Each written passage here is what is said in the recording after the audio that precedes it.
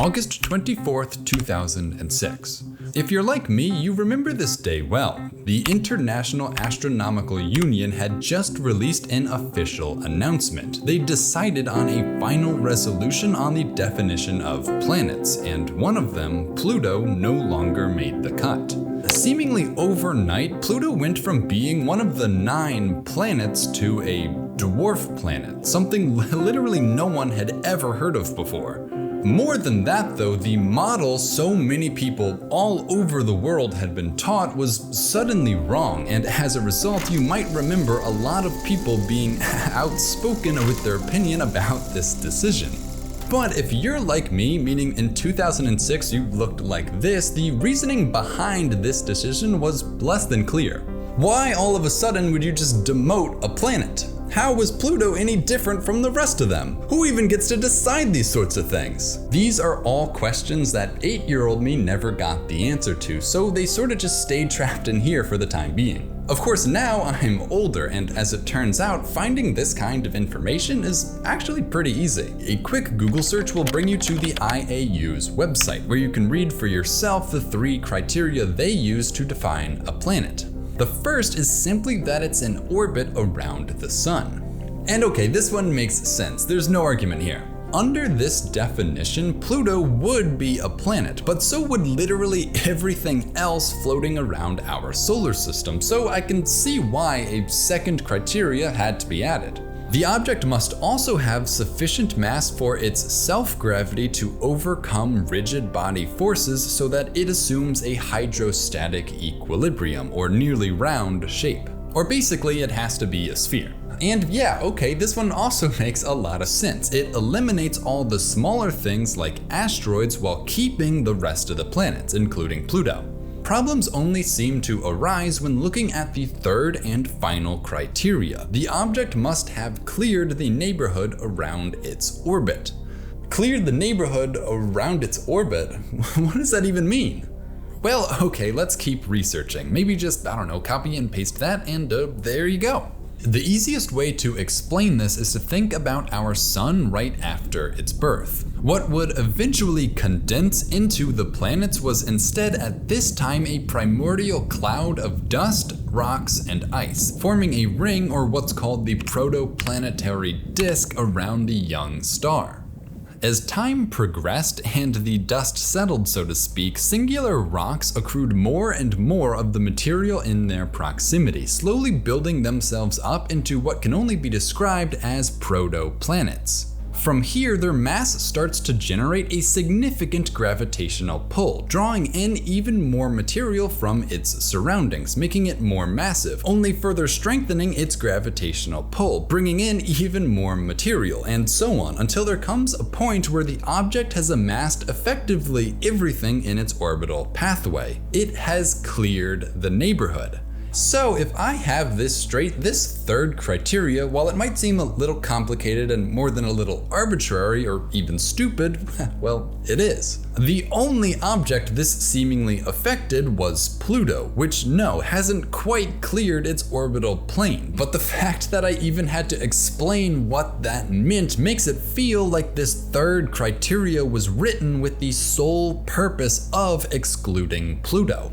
Now, I'm not gonna go all conspiracy theorist on you guys and say the IAU wrote this to intentionally downgrade Pluto, and that's because the more I researched, the more I found that, well, that is the reason they added it. It's not a conspiracy. By now, it's well known the IAU did not want Pluto to be considered a planet. Once I came to this realization, the next question I had was, why? What had Pluto ever done to the IAU? Why did so many astronomers around the world suddenly agree with this verdict? What had changed? To figure this all out, it looked like I was gonna need to do some more research, and what I found is that Pluto is really only the beginning, or I guess the end, of this story, and the real reason for this third criteria was to hide how many planets there actually are.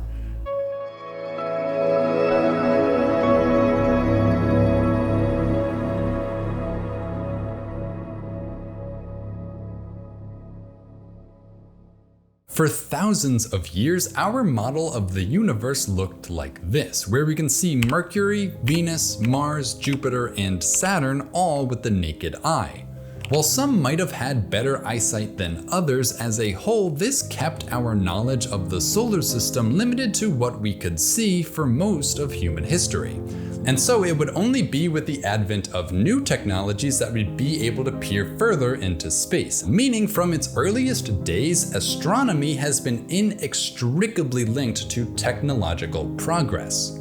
The first of these progressions came in 1608, when the earliest recorded telescope patent was submitted in the Netherlands. By 1609, people like Galileo in Italy had gotten his hands on a contraption like this and was using it to observe the night sky.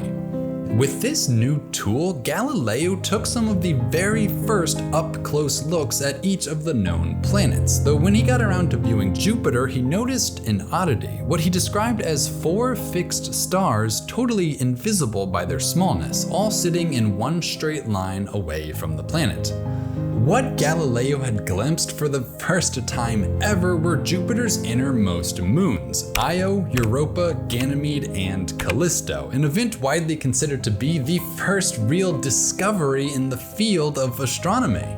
The next big advancement wouldn't come for nearly 200 years, when in 1780 the limitations of refracting telescopes forced a British astronomer by the name of William Herschel to begin constructing his own instruments. Using his own homemade telescope, Herschel pushed the limits of the eye even further when he noted a pale blue dot that didn't move quite like the rest of the stars in the sky. Its speed appeared to suggest it was only about twice as far away from us as Saturn, which also helped to explain why it was so dim. What Herschel thought he had discovered was a new comet, but upon closer examination by some of his peers, they found it to be far larger than that, roughly the size of the other planets. After some debate, a name for this new planet was chosen: Uranus. Thrilled with his new claim to fame, Herschel set about constructing an even larger telescope with the hope that he might be able to find even more distant objects. Over the next 4 years, Herschel built a 40-foot-long telescope, the largest scientific instrument ever conceived of by this point, to provide himself with the clearest view of space ever achieved. Effectively, Herschel maxed out what we were capable of seeing using only lenses, mirrors, and our own 2 eyes. But when he finally looked through it, he found, well, nothing, or at least nothing that hadn't already been found. Clearly disappointed by this, Herschel drew the conclusion that there simply was nothing left to discover, and so for nearly 20 years, the model of the universe stood at 7 planetary bodies.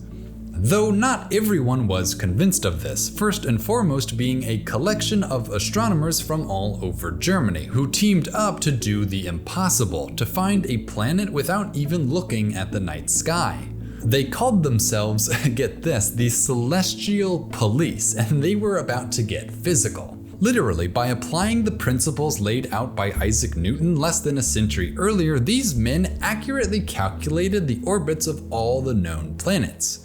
However, in doing so, they uncovered another oddity. Plotting the planets' positions over a logarithmic graph, they appear to occur in regular succession, with the exception of this inexplicable gap left between Mars and Jupiter. Hey, everyone thought, it looks like a planet should fit there. Now knowing where to look, this group of nerds sent out a call to over 20 astronomers across Europe, imploring them to turn their telescopes and search for this missing planet. One astronomer who heard this call was Giuseppe Piazzi, who just so happened to be put in charge of the newest and finest telescope Ferdinand I, King of the Two Sicilies, could buy. To his amazement, when Piazzi checked where these Germans suggested, he spotted exactly what they described, another large object. While this one wasn't quite as big or as blue as Uranus, it was far closer, allowing Piazzi to see that it too was generally spherical. From what he and everyone else could tell, this was another, the 8th planet, and was quickly given a proper name to fit, Ceres. Afterward, members of the same police force also found Pallas, Juno, and Vesta, all very similar if smaller objects, all within the same vicinity of each other between Mars and Jupiter.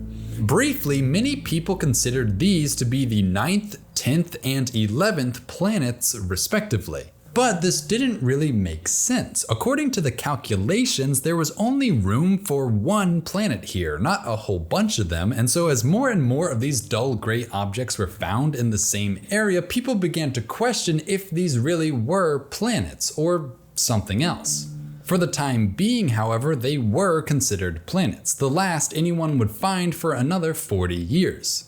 Over this time, a better and better understanding of orbital mechanics developed within the astronomical community, to the point where eventually people started to notice something odd about Uranus. Not Uranus, Uranus.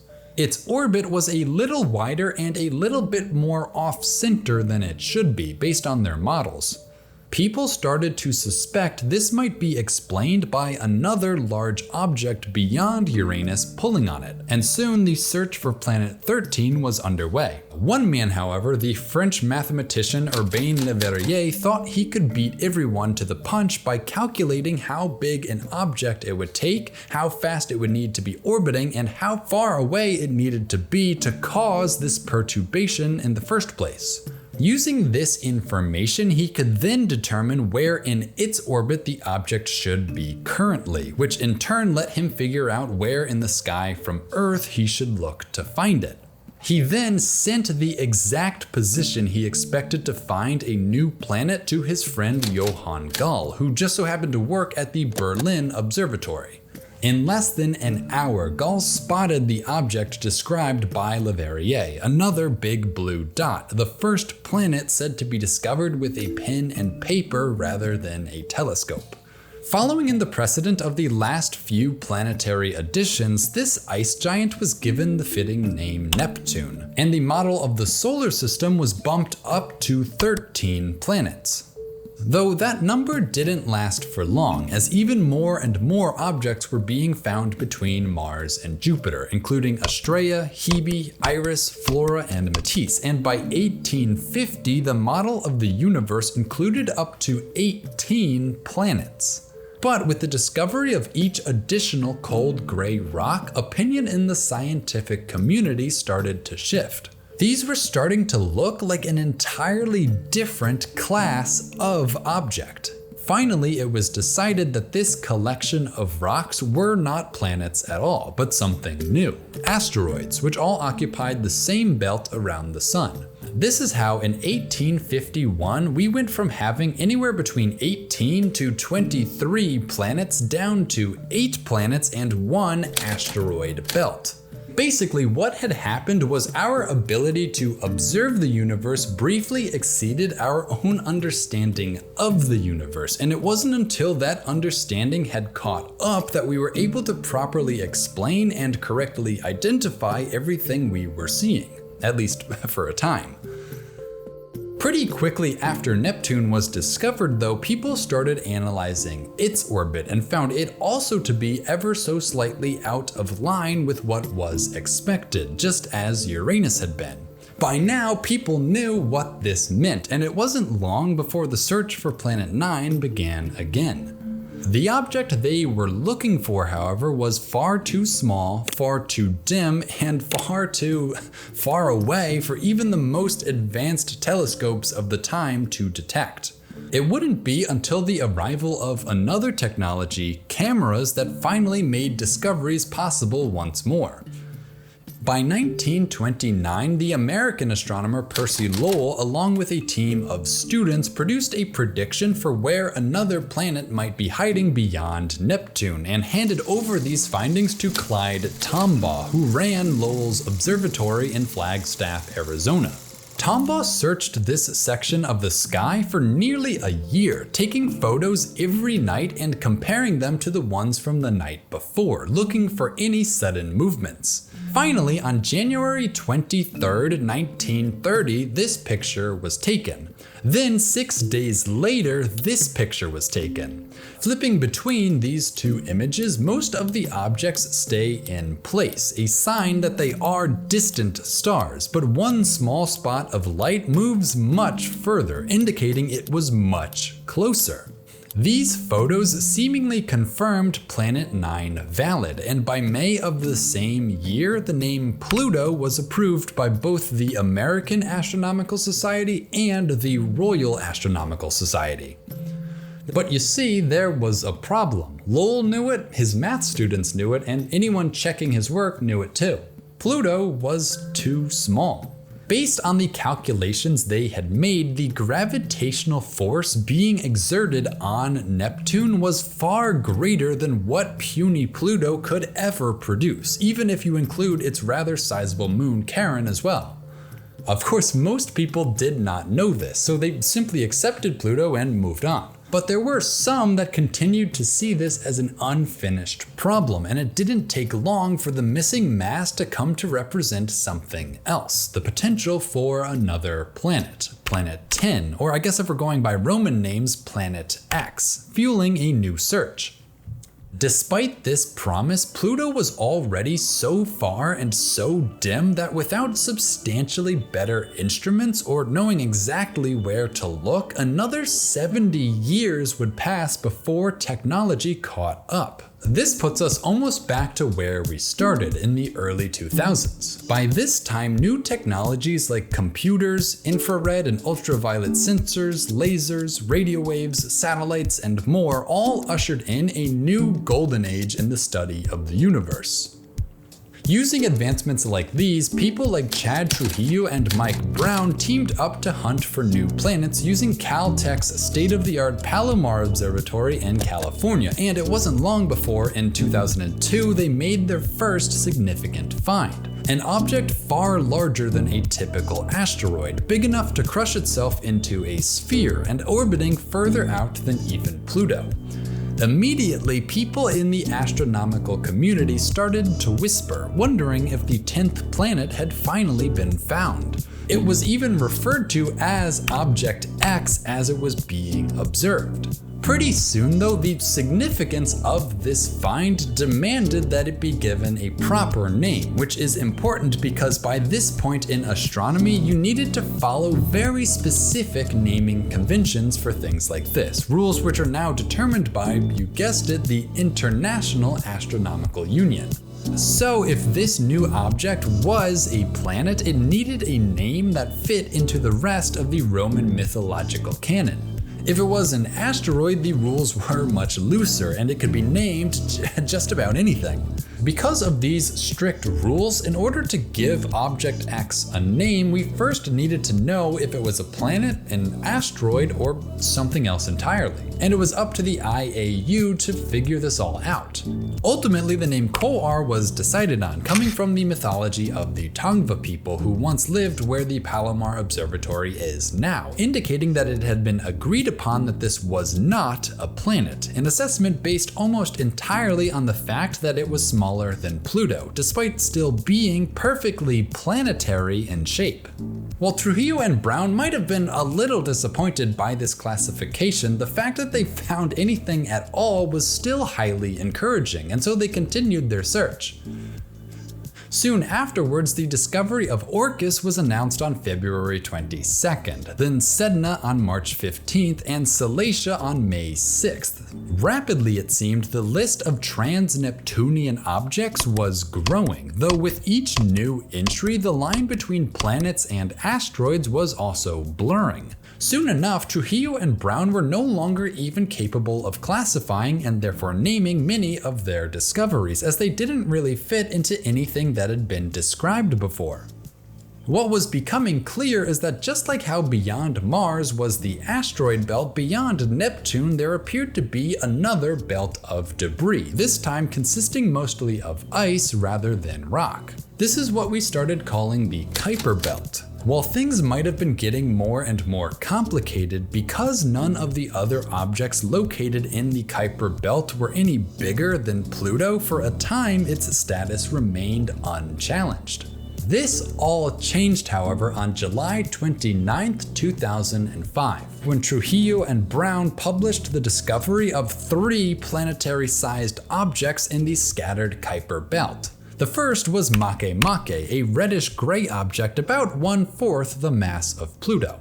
This would have made Makemake the second largest Kuiper belt object ever discovered, if it wasn't for the other 2 objects announced that day. Next, there was Haumea, an even bigger rock 1/3 Pluto's mass, though this wasn't the only thing that made this find more notable. Over the time it was observed, its brightness varied in a short 4-hour rhythm, which is strange for an object that's supposed to be only reflecting the sun's light. Why would it be flashing? The only way to explain such a regular fluctuation is for this change in brightness to be somehow linked to the object's rotation. Using its high mass, its rapid rotational period, and a whole lot of math, the researchers came to a shocking conclusion. Haumea must be rotating so fast that centrifugal forces have caused it to bulge around its equator, transforming the object from a sphere into what's called a Jacobi ellipsoid. Viewing this ellipsoid from Earth, we see it head on, oscillating between more surface area reflecting more light and less surface area reflecting less light, explaining why it seemingly twinkles. If this discovery wasn't spectacular enough though, Haumea was also found to be accompanied by a thin ring system and 2 moons, making this quite the unique little system. Though if their names were any clue, neither of these were accepted into the pantheon of planets. But it was the third and final object announced that was considered by most to be truly groundbreaking, Object 2003 UB313. This one had 28% more mass than Pluto and its moon Charon combined. For the first time in 70 years, this landed another object almost assuredly on the planet side of the line, earning itself the classical name Eris. Though this name, Eris, was a little more perfect than most people realize. In Greek mythology, Eris is the goddess of strife and disagreement. It was she who caused the Trojan War by creating discord among the gods, and it appeared she had returned once again to sow conflict among men. The issue came from the fact that while Eris might have been more massive, because it was composed of mostly dense iron instead of lightweight water ice like Pluto, it ended up having a slightly smaller overall diameter.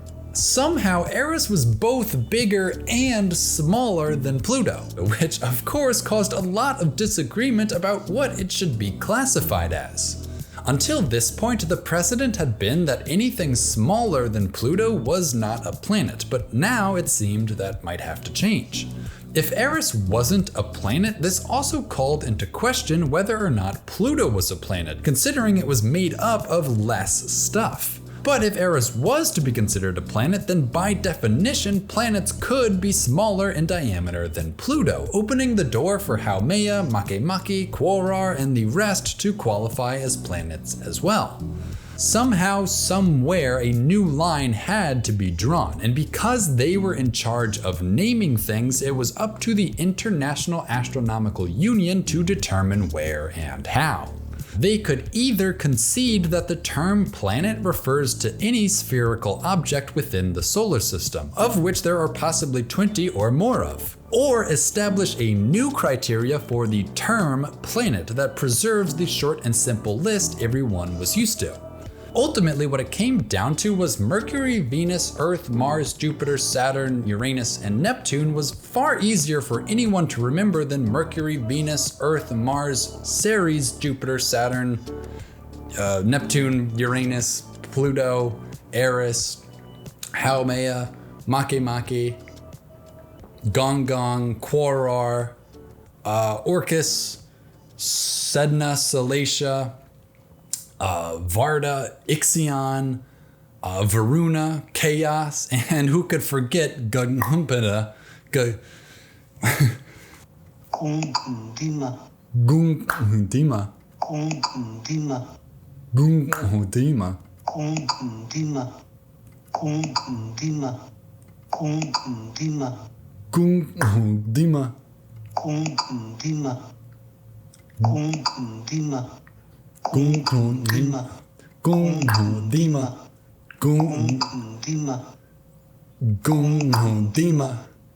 Yes, you heard correctly. Gunghomedima, along with the rest mentioned, are real objects that orbit around our sun and do in fact have just enough mass to achieve, what was it called? Hydrostatic equilibrium? It's pretty much a sphere is what I'm trying to say. And that's not even mentioning all the unnamed objects that are just as big as some of these. If I had to guess, I'd say it was this seemingly endless list of dull gray balls that drove many astronomers to start looking for ways to exclude these objects in a arguably scientific manner. And to be honest, I kinda understand their reasoning here.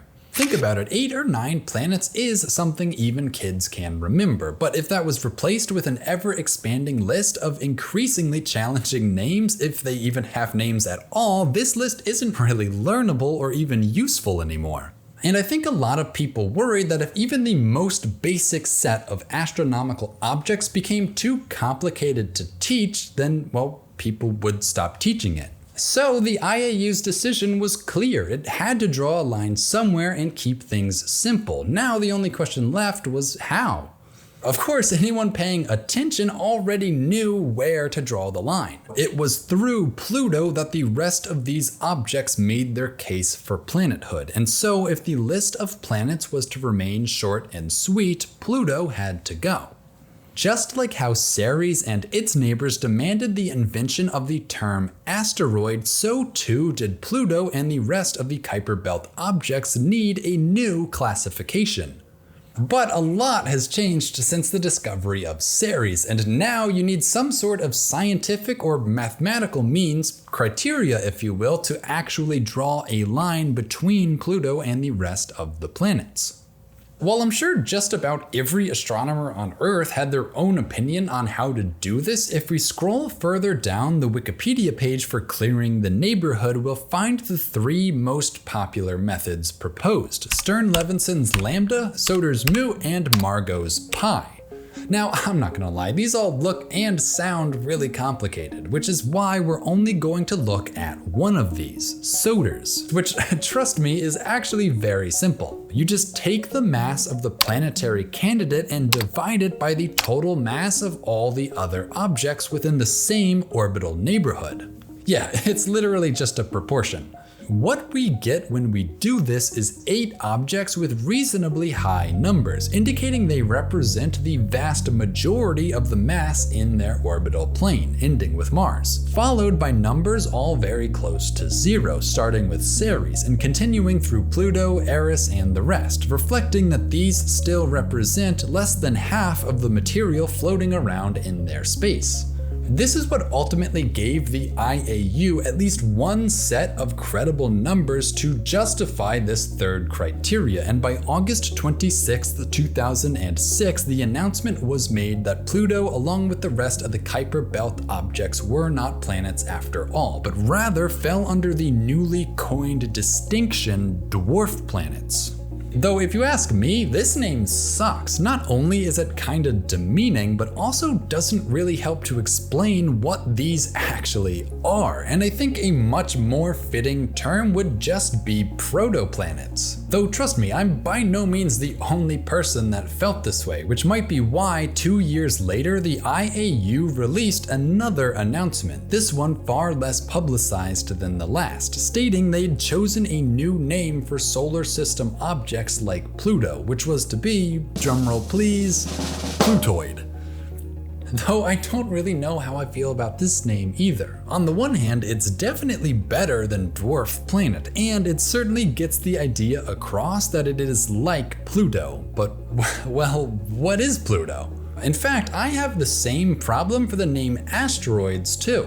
They were named when people literally thought they might be small stars, hence asteroids, or star-like. But now we know that asteroids are the scraps of rock left over from building the rest of the terrestrial planets, while Plutoids are composed mostly of water ice, left over from building the ice giants.